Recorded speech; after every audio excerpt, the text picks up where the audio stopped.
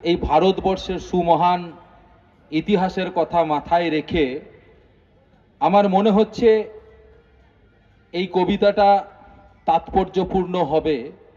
আমি বলার পর আপনারা তার মূল্যায়ন করবেন। मेरा भारत,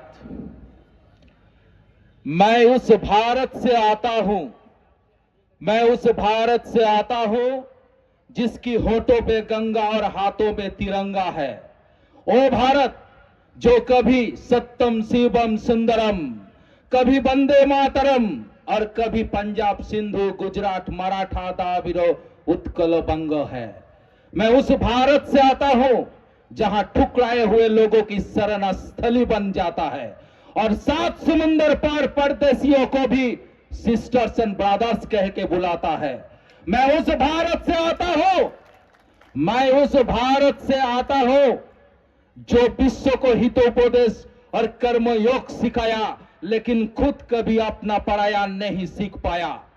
वसुधैव कुटुंबकम सिद्धांत पर जिया मेरा भारत एक नीलकंठ है जिसने विष पीकर दूसरों को अमृत दान किया।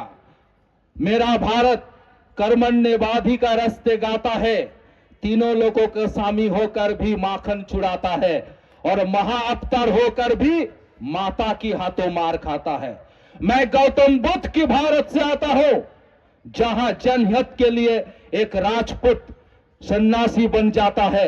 मैं राम की भारत से आता हूं जहां पिता की एक बात पर बेटा सिंहासन त्याग कर वनवासी हो जाता है।